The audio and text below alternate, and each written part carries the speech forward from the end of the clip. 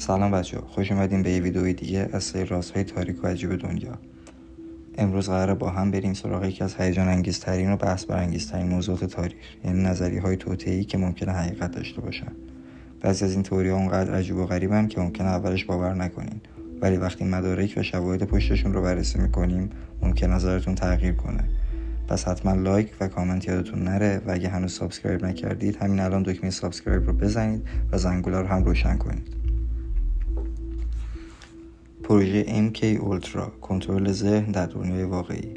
تا حالا شده حس کنین که یه سری اتفاقات عجیب توی ذهنتون میفته یا حس کنین که انگار دنیا داره شما رو به یه مسیر خاص هدایت میکنه؟ MK اولترا یه پروژه فوق محرمانه سازمان سیا بود که توی دهه 50 و 60 میلادی انجام شد. هدفش چی بود؟ کنترل ذهن مردم از طریق داروهای روانگردان، شکنجه روانی و حتی امواج رادیویی. جالب بدونی که آزمایش‌های این پروژه نه تنها روی سربازان جاسوس‌ها بلکه روی افراد عادی هم انجام شد. حتی گفته میشه که بعضی از سلبریتی‌ها و سیاستمدارها تحت تاثیر همین تکنیک‌ها قرار گرفتن. یه نمونه معروف از این قضیه رفتار عجیب بریتنی اسپیرز یا کانیه وست است که گاهی به نظر میاد کنترل ذهنشون از دستشون خارج میشه. ولی این فقط یکی از رازهای تاریکیه که ممکنه حقیقت داشته باشه. حادثه رازول. آیا دولت آمریکا موجودات فضایی رو مخفی کرده؟ سال 1947 یه اتفاق خیلی عجیب توی شهر کوچیکی به نام رازول در ایالت نیومکزیکو افتاد. یه شیء پرنده ناشناس سقوط کرد و مردم محلی گفتن که بدنه اون فلزات عجیبی داشت که مثل هیچ چیزی که قبلا دیده بودن نبود. دولت آمریکا اول اعلام کرد که این یه بشقاب پرنده بوده، ولی چند روز بعد حرفش رو عوض کرد و گفت که یه بالون هواشناسی بوده. اما نکته عجیب اینجاست که شاهدای عینی مدارکی مثل قطعات عجیب، نورهای مرموز و حتی جنازه‌هایی که شبیه انسان نبودن رو گزارش دادن. حالا سوال اینجاست، آیا دولت آمریکا داره واقعیت رو از ما مخفی میکنه؟ سالها بعد بعضی از افشاگران گفتن که جنازه یه موجود غیر انسانی به پایگاه نظامی ایریا 51 منتقل شده و تکنولوژی اون موجودات برای ساخت هواپیماهای مخفی استفاده شده. زمین تو خالی، آیا دنیای دیگری زیر پای ما وجود داره؟ بیشتر ما یاد گرفتیم که زمین یک کره جامده که از لایه‌های مختلف مثل گوشت و هسته مذاب تشکیل شده، ولی یه نظریه عجیب و جنجالی هست که میگه زمین تو خالیه. بر اساس این تئوری در اعماق زمین یه دنیای کاملا متفاوت وجود داره که توسط موجودات ناشناخته اداره میشه. این تئوری زمانی داغ‌تر شد که ناخدا ریچارد برد، یک کاشف معروف آمریکایی، اعلام کرد که در قطب شمال یه ورودی به دنیای پنهان پیدا کرده. اون گفته که در این منطقه آب و هوای گرم، رودخانه‌های عجیب و حتی موجوداتی میشه دید که شبیه هیچ چیزی روی زمین نبودن. حتی بعضیا معتقدن که آدم فضایی که مردم گزارش میکنن در واقع موجوداتی هستن که از درون زمین میان، نه از فضا. پروژه نیلوفر آبی، کنترل ذهن از طریق امواج الکترونیکی. یکی دیگه از تئوری‌های ترسناک اینه که دولت‌ها از امواج رادیویی و وایفای برای کنترل ذهن مردم استفاده میکنن. بعضی از محققای مستقل معتقدن که بعضی از فرکانس‌ها روی مغز انسان تاثیر میذاره و میتونن احساسات، تصمیمات و حتی افکار رو تغییر بدن. یه آزمایش خیلی معروف نشون داده که فرکانس‌های خاصی میتونن باعث ایجاد احساس اضطراب، خشم و یا حتی خوشحالی در انسان بشن. حالا سوال اینجاست، آیا ما واقعا داریم افکار خودمون رو کنترل میکنیم یا این نیروی ناشناخته داره ذهنمون رو هدایت میکنه؟ ناپدید شدن‌های مرموز سلبریتی‌ها، آیا کسی پشت این ماجرا هست یا نه؟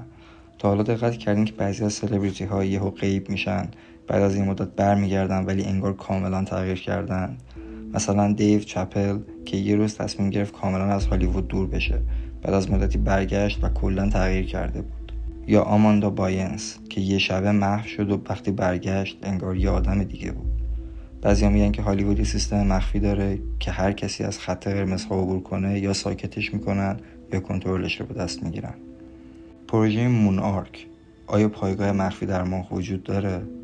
همه ما میدونیم که انسان در سال 1969 روی ماه فرود اومد، ولی یه نظریه توطئه‌ای عجیب میگه که از اون زمان ناسا و دولت‌های بزرگ دنیا در حال ساخت پایگاه‌های مخفی روی ماه هستن.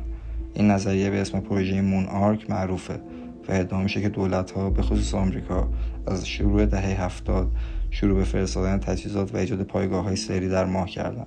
اما چرا باید چنین کاری کنن؟ تئوریسین‌ها میگن که چند دلیل اصلی پشت این ماجراست. گفته میشه که آمریکا و حتی روسیه در حال ساختن تأسیسات نظامی روی ماه هستن تا از اونجا فضا رو کنترل کنن و در صورت وقوع جنگ جهانی سوم از ماه برای حملات استراتژیک استفاده کنن.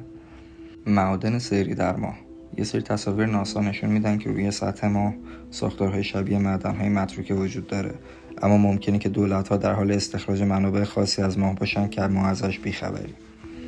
یه مورد عجیب‌تر اینه که ناسا بعد از مأموریت‌های آپولو دیگه انسان‌ها رو به ماه نفرستاد. چرا؟ یه نظریه اینه که فضانوردان چیزی رو اونجا پیدا کردن که باعث شد دولت‌ها تصمیم بگیرن ماه رو برای همیشه یه منطقه مخفی نگه دارن. برنامه فضاپیمای سیاه یا بلک اسپیس پروگرام که میپرسه آیا دولت‌ها فضاپیماهای پیشرفته‌تر از چیزی که ما می‌بینیم دارن یا نه. اگه به تاریخ ناسا نگاه کنیم می‌بینیم که انسان‌ها به سختی تونستن به ماه برن و بعدش هم مأموریت‌های مریخ که هنوز در مراحل اولیه هستن. ولی یه نظریه جنجالی میگه که همه اینا دروغیه و دولت‌های بزرگ دنیا تکنولوژی فضایی بسیار پیشرفته‌تری دارن که ما ازش بی‌خبریم. این نظریه که برنامه فضاپیمای سیاه یا بلک اسپیس پروگرام معروفه ادعا می‌کنه که دولت‌های قدرتمند به خصوص آمریکا از دهه 50 به این طرف فضاپیماهای فوق پیشرفته با سرعت‌های فوق‌العاده و تکنولوژی‌های عجیب ساختن که میتونن بین سیارات مختلف سفر کنن. پروژه آرورا، هواپیمای مافوق صوت مخفی. گفته میشه که آمریکا یه هواپیمای مخفی با اسم رمز آرورا ساخته که میتونه با سرعتی بیشتر از 10 برابر سرعت صوت حرکت کنه. در سالهای اخیر بعضی از اسناد افشا شده نشون دادن که چیزی به اسم آرورا وجود داشته. تئوریسین ها معتقدن که ناسا قبلا انسان‌ها رو به مریخ فرستاده ولی این موضوع رو از مردم مخفی نگه داشته. این تئوری زمانی عجیب تر میشه که بعضی از کارکنان ناسا ادعا کردن که در تصاویر ماهواره‌ای از مریخ ساختارهایی دیده میشه که شبیه ساختمان‌های قدیمی یا پایگاه‌های مخفی هستن. یه نظریه وحشتناک دیگه میگه که دولت‌ها در حال همکاری مخفیانه با موجودات فضایی هستن.